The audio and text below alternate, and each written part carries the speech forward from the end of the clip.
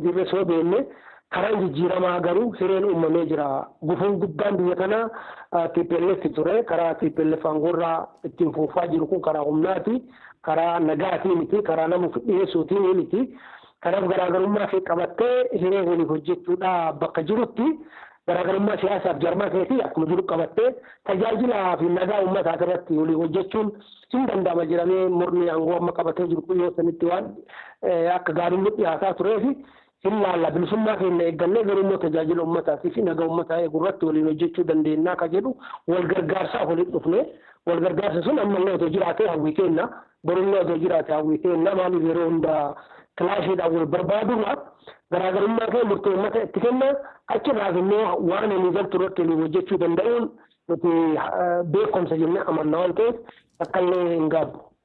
Tole Jeneraal Kamaal Galchuu gam tokkooti yeroo dheeraa mootummaa waliitiin hojjetaa turtanii loltummaatii haga hoggansa olaanaatti gama biraatiin qabsoo hidhannootti illee haga biyya ambaa teessanii qabsooftanitti gama sanattis ceetanii paartiilee kan akka abaawootti makamtanii ture.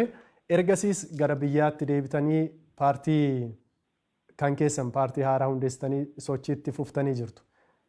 Gaaffiin kan ka'u Birgeeder Jeneraal Kamaal Galchuu paartiilee baay'ee keessa seenanii bahanii paartiilee garaagaraas hundeessanii maaliif dhaabbii dhabanii maaliif ejjennoo tokkootiin paartii tokko keessatti qabsoo ittiin fufnee kan jedhu gaaffii isin irratti ka'udha. Kuni paartiilee garaagaraa hundeessanii dhiisanii ba'uun yookaan gama biraatti ce'uun maalirraa kan ka'edha? Kan sochoon dhagaa qofa jedheetti yaadanii filmaan yeroo tokkotti waan tokko yoo yaaddee wanti yaadde sun yoo kan taane ta'e waan intaa jettee yaaddu yaaltaa kuni namni akkasitti saniin madaaloo jiraate saffisannisumaa dhiisa. Akka jedhame kanatti paartii garaagaraa keessa illee seenan tokkoffaa adda bilisummaa Oromoo itti makamne adda bilisummaa Oromootiin immoo yoo laallu akkuma yeroo garaagaraa kaasne dadhabinni achi keessa jiru hir'inni achi keessa jiru bal'aadhaa fi fooyyessuuf illee qophii kan taane ta'ee ergaa agarree booda jijjiirama gaafanne wanta sirraa qabu ifatti dhiyeessine san booda jijjiirama adda bilisummaa Oromoo jijjiirama deemaa turre booda isa maqaa irratti walloluu alaabaa irratti walloluu atakaaroo maqaa tokko alaabaa tokko jala deemu kana baqaaf nuti san booda maqaa biraa kallacha Oromummaa Oromiyaadhaa baafannee san booda immoo kallacha Oromummaa Oromiyaa adda tokkummaa bilisummaa uummata Oromootii fi fidee wajjin adda tokko uummatanii adda tokkummaa walabummaa Oromiyaa akka jedhutti ce'anii kanaaf kun dhaaba guddisuudha malee dhaabatti ce'ee miti kun dhaabatoonni fiduudha dhimma tokkummaa gaafii jarmoota Oromoo qabu irratti deebii kennuudha. Sammuu erga biyya darbe immoo adda jedhanii deemuun nuufi karaa nagaa jechaa adda maqaa adda jedhuuf waamuun sirrii waan nutti fakkaatinii fi hoogganni dhaabaa mari'atee paartii biyyoolessa Oromiyaadhaa akka galma abbaa gadaa Adaamatti kora godhannee achirratti uumamee jechuudha. Kanaaf namoonni waan akkasii jedhani yaadni jijjiirame malee ijaarsi mala qabsoo ittiin meeshaa qabsoo ittiin raawwattu malee waan yeroo hunda dhaabbataa ta'ee nuti baruuleen jijjiirraa barbaachisaa ta'e wanti guddaan kaayyoo manaa baatee kaayyoo uummata kana galmaa inni keessaaf jette san gadhiiste boqotu hin dhiisneedha malee mala qabsoodhaa fi meeshaa qabsoodhaa kaati ittiin haalaa fi yeroo wajjin jijjiirtee hojjechuu qabdu irratti yeroo tokkotti faayidaa kan finne ta'e jijjiiraa deemuu qabdaa baruuleen jijjiirama kun namni nama qabsoo fi jarmaa hin deemnetu waan akkasii jedha yookiin callisee waan maqaa nama balleessee itti fakkaatee raasaantu kana jedha malee paartiin biyyoolessa Oromiyaatirraallee burhaanni jijjiiruu yoo dhufe hin jijjiirra gaafii takkan qabu. Tole mee akka paartii keessan paartii biyyaalessaa Oromootti qabsoon isin Itoophiyaa keessatti yookaan naannoo Oromiyaa keessattis gaggeessaa jirtan paartilee kaan irraatii ilaalcha bu'uuraa adda ta'e qaba jettanii kan itti amantan maalinni? Garaagarummaan bu'uuraa keessan paartilee kaan waliin maalinni? Fakkeenyaaf paartilee gurguddoo biyya keessa socho'aa jiran irraatii adda kan isin taasisu uummata Oromoof kanaaf qabsoofna kana argachuu qabna jenneeti qabsoofna dhimma kanatu immoo paartilee kaan irraatii adda nu baasa kan jedhu imaammata adda ta'e maal qabattanii dhuftanii jirtu? Gaafiin akkasii Oromoodhaaf yoo dhiyaatu gaafii Oromootiin ala paartiin bahuu danda'u tokko illee hin jiru kun jala muramuu qaba. Dubbiin gaafii Oromoodhaa maalii ka jedhu akkaataa itti teessisantu jarmoota garaagarummaa godha. Oromoo eega taate gaafii Oromoo sillee kabiraallee makata waan ta'eef kun akka walii galaatitti ilaallamuudha qaba. Maaliif paartii ebaluutu sirriidhaa ka ebaluu sirrii miti waan jedhuuf qofa deebisuudhaaf miti ka deemu. Nuti bu'uuraan gaafiin siyaasa Oromoodhaa bakka irraa jalqabamuu qabdu kufaatii Oromiyaan sirna Habashaatiin cabooturraa kaanee san booda immoo humnaan ijaaramuu biyya kanaa har'allee itti fufe kana bu'uura godhannee falli isaa maalii ka jedhu irratti falli isaa jallina jalqabaa san qajeelchurraa galuudha qabaa jennee amannamuti. Jallinni jalqabaa tokkoffaa biyyi tun humnaa ijaaramtee ka jedhu har'allee borullee amantaa kenna kun waan irraan hinne. Lammaffaa Oromoo kaleessaa humnaan biyya sana jala galee biyya mataa ofii danda'ee jennee amanna. Erga walummaa kanneen booda immoo nu qofaa miti uummattoonni kun hundumtu nu qofaa miti uummattoonni hundumtu humnaa waliin makamanii. Kanaaf biyya uummattootaa ijaarrachuun nuuf filannoo jalqabaati jechuudha. Biyya uummattootaa yoo jennu tokkoffaa biyya humnaan ijaaramte kana uummata gadi dhiisanii akka murtee isaaniitiin fedhan wajjin jiraachuu fedhan kophaa jiraachuu. Kophaa jiraatanii immoo ollaa gaarii ta'uu akkaataa isaa ittiin murteeffachuu danda'an kaa'amuu fi qabaa jennee amanna. As garuuf immoo hiree ofii murteeffachuudhaaf dursa bakka bu'aa ofii uummanni argachuudha qabaa jenneeti jalqabbiin achirraa eegalamuu qabaa jennee itti murteedhaan qabsoo jirraa jechuudha.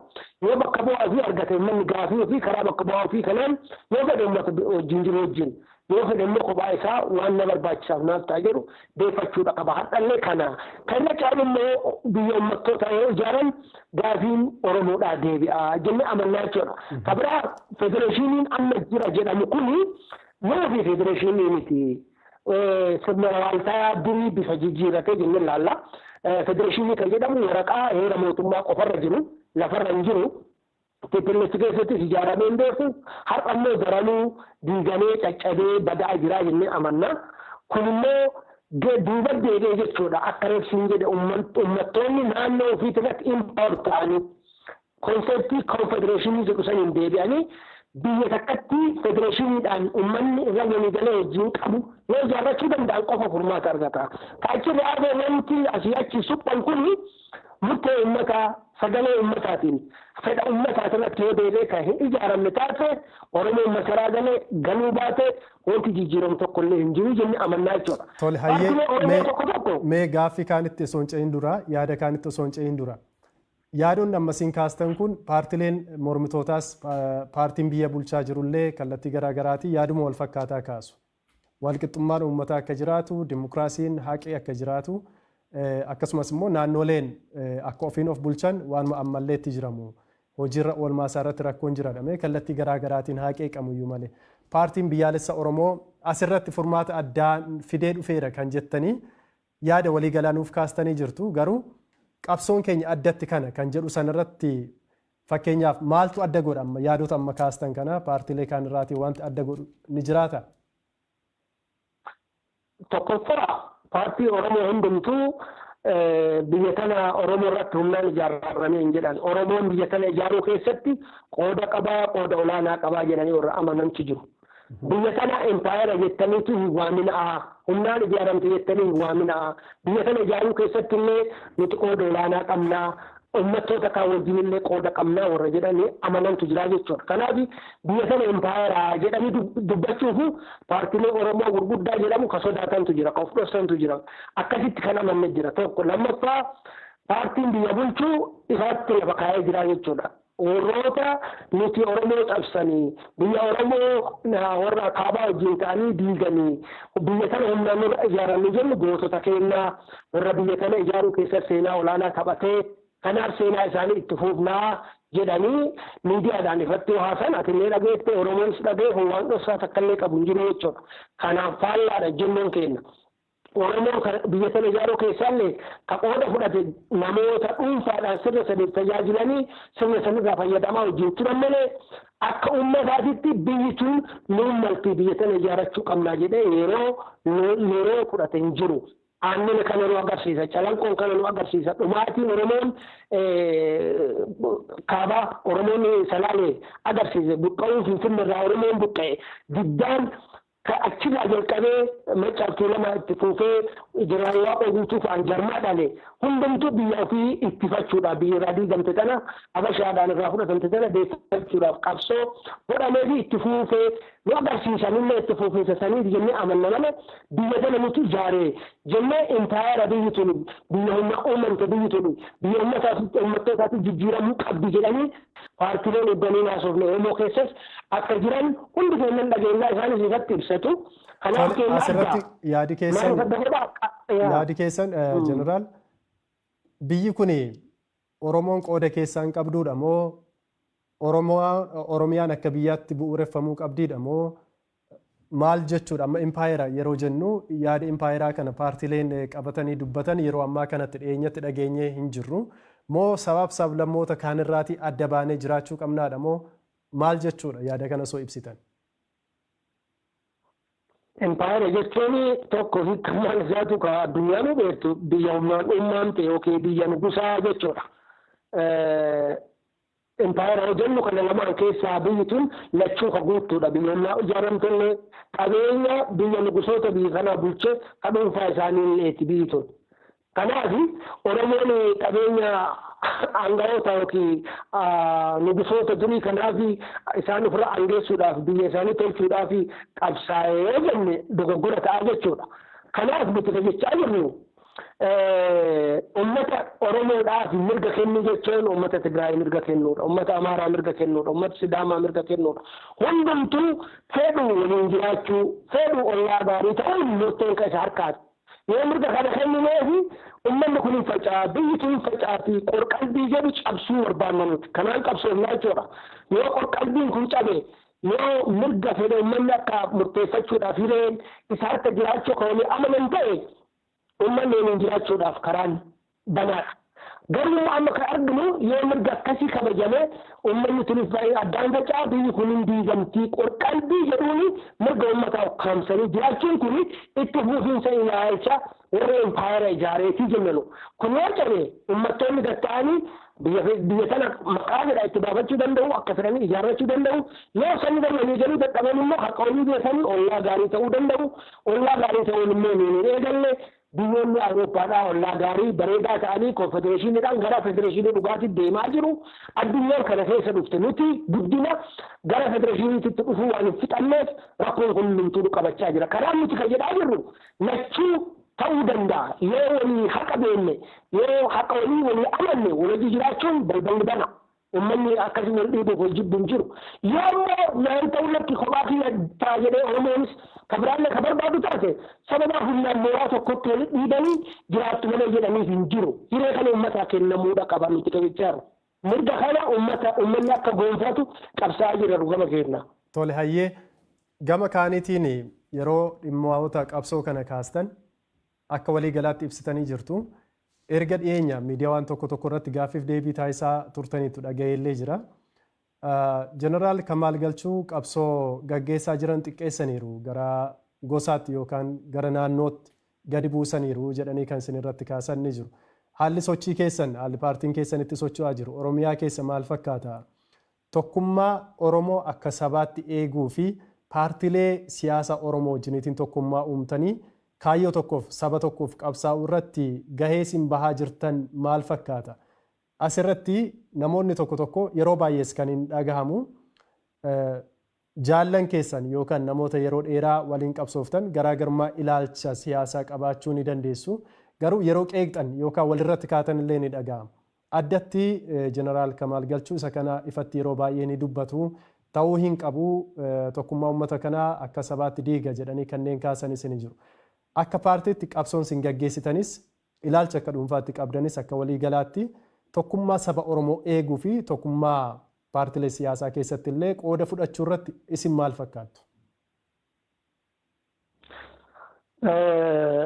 Egaa kana yeroo hedduu irraa haasa'ee jira amma waan ijoo qofa irratti haasa'uu barbaada abbaan fedhe waan fedhe jechuu danda'a nuti waan namni jedhu miti kan laallu waan ofiitti amannu ka hordofnu ka hojjennu kun jala muramuu qaba. Hiikaa namni kennuufis abbaa saniiti malee kennaa miti. Nuti haga ofii keenya karaa sirriirra jiraachuu of amannetti gahaadhaa jennee ilaalla. Namni immoo akka nu hubatu immoo hin barbaanna. Kun gaafii hin qabu. waa'ee tokkummaa Oromoo jarma Oromootiif hojjechuudha jarmeen inni caala hojjetee jiraate as bahee waa ibsu akkuma ibsin jedhe paartii biyyoolessa Oromiyaadhaa yeroo utumnu jarma Oromoodhaa sadii irraa utumne kun ilaalamuudha qaba. Lammaffaa inni gahaadha jenneen teenne jarmoota amma Oromoon hin qaba jedhu walitti illee qaarii nuti goone miidiyaa irratti ibsinee jirra.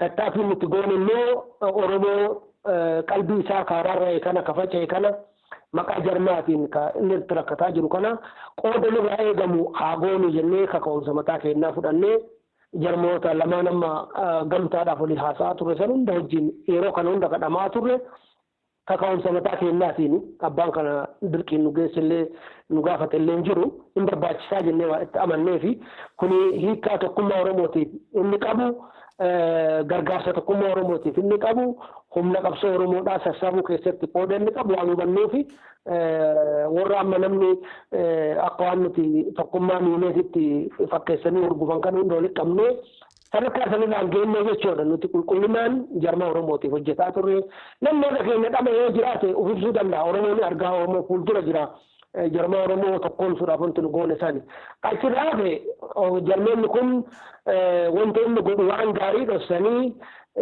ganda fakkeessuu naannoo tokkorratti akka waan inni xiyyeeffatee fakkeessanii oolanii kuni kasaaraa malee bu'aan inni fidu tokkollee namni waa takka kanarraa galuun hin jiru nuti Oromiyaa keessatti eessa akka qabnu sochoonu namni hin beeka. Bakka hundummoo qixaa humna socho'uudhaa ittiin qabdu kun waan jala muramuu qabu. Kana kakachuu hin dandeenyu jechuudha. Ani wanti bu'uuraan itti amanu tokko gandummaa maalummaa jedhan kana nuti baay'ee kana dhaga'uunee hin barbaannu gandummaa jedhee namni nama himullee jiraate ofiiyyuu hiikkaan gandaa nama hin galleef jennee ilaalla. Ani arsii ta'uu yeroo baay'ee akkuma Oromootitti akka itti boonu yeroo baay'ee ibsee jira. Kan arrabsuu kan itti fakkaatu yoo jiraate gowwaadha inni sha'ummaan anaaf boona wallagummaan anaaf boona hararummaan anaaf boona gosti hundumtu Oromoodhaa anaaf madda boonaati otoo isaan hin jirre Oromoon hin jiru Oromummaan hin jirtu namni kanaan ganda jedhee yoo jiraate hin galleefi utubaa Oromummaadhaa warra diiguudhaaf hojjetu kuni utubaa Oromummaa kana hin diinnu garuu immoo wanti hundumtuu ka hojjettu asii ol uummata ka jabeessuu fi ijaaru ta'uu qaba. Manni gubbaa gadi ijaaramu jalaa ol ijaaraman akkasitti amannaa gara uummataa galuu fi uummataa salphatti waa hundumaa keessa hojjechuudhaaf nama salphatuun hojjechuun bareedaadha. Kana naannoo hundarratti itti hojjetamuu qabaa jennee ilaallamanii nuti naannoo tokko irrattis xiyyeeffannee hojjennu. Kanaaf namni ani arsii akka gandummaatti jibbee wallaggummaa akka gandummaatti jibbee sha'ummaa akka gandummaatti jibbee abaaru Oromummaa isaa akka inni fuudhuuf deemu naan galu kanallee nuti irraa dhaanuuf illee hin deemnu.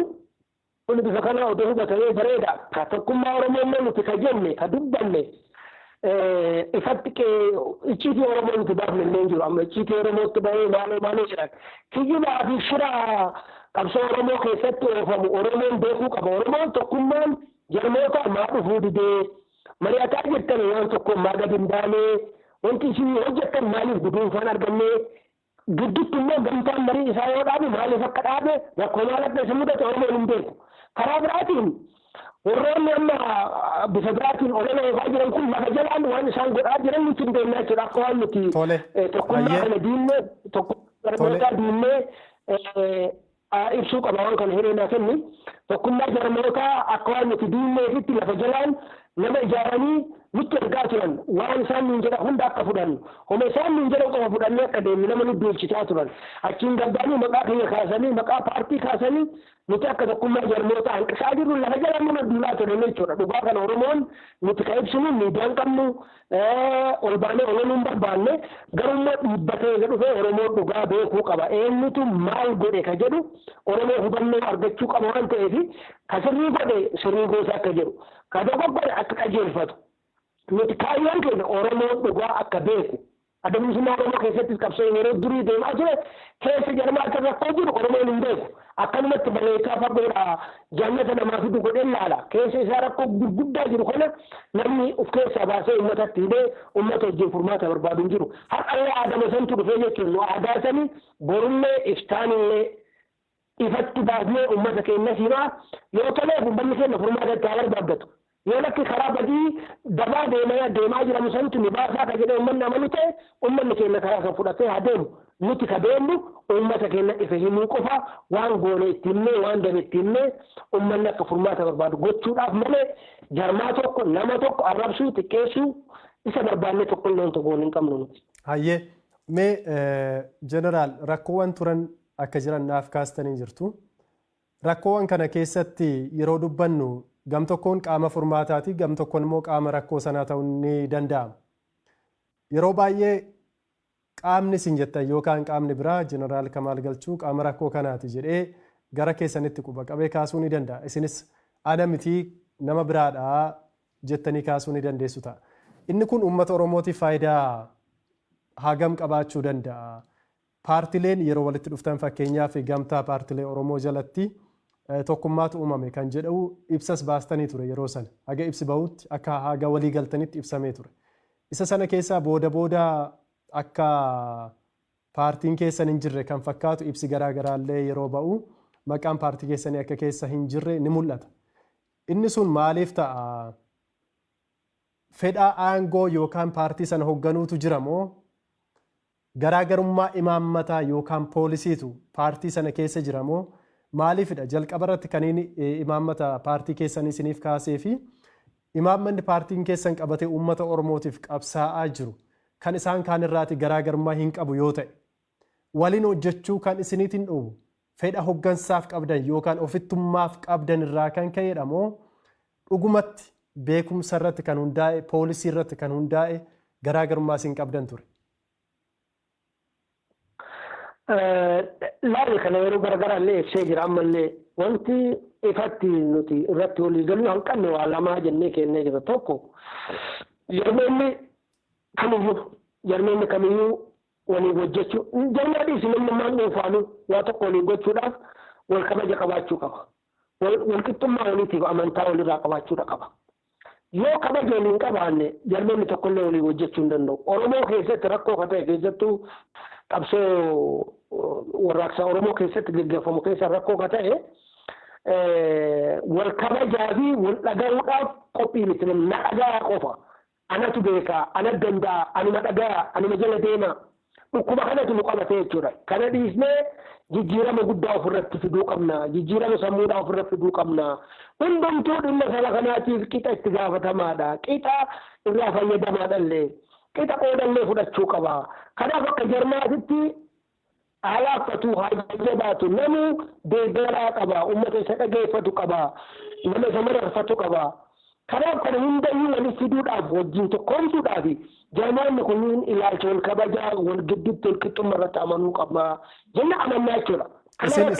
Isin kanarraa bilisa turtanii akka dhuunfaatti fakkeenyaaf akka gaggeessaa olaanaa tokkotti. Nuti bilisa turre. Nuti bilisa turre kanarraa kana kadheessaa ture nu akkana ilaalaalluu jenneet yaada kana kadheessaa ture nu jechuudha. Proposaalii dhiyeessu nurre maddi keenya kanarraa. Itti aanee immoo gamtaa kana hoogganuu keessatti nuti hin dhiyeessine. Warri kun yoo dhiyeessu nuti hin dhiyeessine. Eegalu haa hoogganuu jenne malee nuti haa hoogganuu hin jenne nuti gamtaa kanallee. Garaagarummaa guddaa qabna jechuudha kanarratti illee. Lammaffaa nuti kan jenne dura hayyama baasuun dura walii galteen keessaa haa xumuramu. Wanti lafarratti hin fixatin haa fixannu. Booda hayyama baafnee gamtaa ijaarre jennee gabbaanee laayisensii itti baafnee achi booda diigamnee uummata keenya gaddisiifna. Kana haa fixannu jenne. Inni dame kun. Nuti tartiibni nuti ittiin deemne nullee ka biraallee ka gargaaru ture. Garuu immoo gara biraatiin yoo fudhatama argate nuti ati gootu hin jiru tattaaffii qulqullinaa fi uummata keenya rakkoo keessaa baasuu xiyyeeffate qofa gochuu keenya irratti gammannan yoomiyyuu jechuudha. Bonullee dhiisnu waan kana itti fuufna nu gama keenya. Tole fuulduratti gamtaa kana keessa waliin itti fuftu moo paartilee kaan waliin gamtaa uumuuf yaaddanii jirtu? Nuti marii kana yoo dhaabne hunda goone akkuma miidiyaa biraati irratti kaasaa turre rakkoo amma nu mudate kanaaf nu sadan keessaa tokko furmaanni yoo itti mul'ate deebi'ee akka wal waamnu akka irra badhaannu bakka dhaabbate akka sochoofnu asirratti haa dhaabnu jennee addaan baane nu sadan keessaa tokko sochoofee socho'aaf jedhu qabna nuti. Hayyee mee tole amma Oromiyaa bakkeewwan garaa garaa keessatti sochootanii hojjechuudhaatiif karoora ni qabdu uummata hunda bira waliin ga'uudhaatiif. amma akkuma agartu labsiin irraa tattamaa rakkoon itti fidee jira. Bakka haaraa dhaqqabuu dhiisiti bakkuma durre ijaarree irra deebinee jarmaa keenya jajjabeeffachuudhaaf uummata keenya qunnamuudhaaf danqaa guddaa nutti fidee jira. Tokko maqaa dhukkuba kanaati, lammaffaa immoo dhukkuba kanatti sababatamee labsii yeroodhaa labsameen sochiin nu qofaa miti jarmoonni hundumtuu gaadi'amanii hidhamanii taa'aa jiru. Kun furmaata argachuu qabaa jennee yaadna. Paartiin biyya bulchaa jiru ofii isaatii akka fedhe socho'aadha, akka fedhe walgahii geggeessaa. Waan fedhe uummata wajjin qunnamtii godhaa jira. Miseensota horachuu fi yaada ofii uummata biraan ga'uu waltajjii garaagaraa bakka garaagaraatitti caasaa mootummaatti gargaaramee hojjetaa jira. Kun hedduun miidhee jira. Kanas ta'ee garuu immoo karaa adda addaatiin miseensaa fi caasaa jarmaa keenyaa kana jabeessuudhaaf karaa dhoksaatiin illee ta'u yookiin sochii oofishaal hin taanes ta'u hojjetaa jirra, yaalaa jirra. Karaa kana itti fufna. Garuu immoo hiree socho'uudhaan qixa akkuma mootummaatitti paartii biyya bulchuu akka nuu kennamu gaba keenyaan dhiibbaa godhuu barbaannaa jechuudha. Tole, gaaffiiwwan ka'aa jiran keessaatii paartiin keessanii fi isinis akka dhuunfaatti hariiroon amma mootummaa waliitiin qabdan maal fakkaata? Bifa kamiin waliin hojjettu? Kan jedhu ni jira. Bareeda. Kun gaafiin ka'umsi isaa nagalaa. Garuu immoo isa yaada dhugaadhaa deebisuudhaafi nuti mootummaadhaaf paartii wal mormu ifatti kun beekamuu qaba. Lammaffaa mootummaadhaaf ammallee deeggarsa akka qabnu qabsoo karaa nagaa irratti haga inni gufuu nutti hin ta'in nuti nama barbaadna mootummaa irraa jechuudha. Qabsoo karaa nagaa irratti haga inni gufuu nutti hin ta'in karaa nagaa waan miidhaa waan karaa nagaatirraa nama baasa dhiibbaa karaa nagaatirratti godha tokkollee akka godhamu hin barbaannu. Eenyuun haa ta'u eenyuun mootummaas dabalatee humnoota biraallee dabalatee qabsoo karaa nagaa kana akka gufachiisan hin barbaannu. Mootummaan biyya kana yeroo ammaatitti humnaanis ta'e bifa fedhanii harkaa qaba. Karaa nagaa kana akka ofiillee kabajee humni biraallee akka karaa nagaa kabaju akka taasisu barbaannaa jechuudha. Nuti akka kun gufatu feenu karaa nagaatiin qabsoofnaa jennee galle waan ta'eef nu qofaa miti warri karaa garaagaraatiin waan gargaraa yaalus qabsoo karaa nagaa geggeessinee as ta'a nu qofaa miti. Hundumaa ka fayyadu karaa qabsoo nagaati. Qabsoon karaa nagaa immoo tikfamuu qaba, eeggamuu qaba. Qoonni mootummaa immoo kana keessatti olaanaa waan ta'eef wanta karaa kanarraa gufannoo tokko fidu. Qabsoo karaa nagaatirraa hunda keenya dhiibu qaama karaa nagaatitti amanu hunda wajjin dhaabbannee qabsoo nagaa geggeessuu barbaanna nuti. Kanarraa kaafe mootummaan hariiroo wal mormuu qabna malee kan uummanni arguu kan uummanni beeku nuti. Kanaaf yoo warra biraa shakkame malee warra shakkamee miti kanaaf. Hayyee mee gaaffiiwwan ka'aa jiran keessaatii tokko yaada hordoftoota irraatiin itti dabalee kaasaa jalqaba kan kaasan irratti qabsoo saba guddaa tokkootiif jecha fedha dhuunfaa dhiisuun yookaan aarsaa gochuun osoo jiraate gaarii ture. Garuu hoggansa paartilee Oromoo gidduutti wantoonni akkasii yeroo baay'ee walitti bu'iinsa uumu. Kun immoo deebi'ee uummaticha miidha. Qabsoo uummannis akka uummataatti gaggeessu galmaan geessisuu irrattis dhiibbaa qabaa kan jedhanii kaasan ni jiru. Asirratti barreeffamoota irraatii argaa jirullee isin isa kanarratti hanqina hin qabdanii jedhanii kanneen kaasan ni jiru.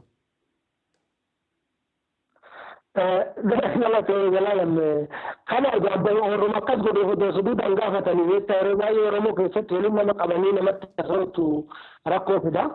Nuti siinee jira. Eban haa hoogganuu jenne malee nuti haa hooggannuu hin jenne. Eban hin hoogganuu jennu sababaan. Eban haa hoogganuu jennu sababaan. Kanaaf nuti nu haa hooggannuu jennee hin beeknu. Kanaan hoogganuu malee dachiin tun haa garagaltuu irra jedhe gaafadhaa. Isaan deebii haa kennanii warra gaafii akkasii gaafataniif. Gama keenyaan waan argeen qabu jarma keenya keessatti illee jaarsi guddaan ana qofa kun ijoollee zamanaati warra qubee jireeshiniiti hayyoota as keessa guddatanii yeroo fagoo hin taane keessatti kan jarmaa kana keessattis ijoollee sana dabarsee nama biraa deemu. Kanaaf qophummaan nuti jarmaa keenya keessa goonuu gamtaa keessatti illee akka ta'u kan barbaannu faallaa waan namni jedhu kanaaf nuti achitti nama shakkamus miti nama laallamus miti nuti. Hayyee haaloo walirratti ba'u yookaan maqaa walii wal xureessuu walirratti dubbachuun kun maal fakkaata? Fakkeenyaaf abaaboo waliitiin qabsoo gaggeessaa turtanii deebitanii adda baatanii jirtu. siyaasa tokko keessatti yeroo dheeraa keessatti garaagarummaan aayidoloojii uumamuu ni danda'a.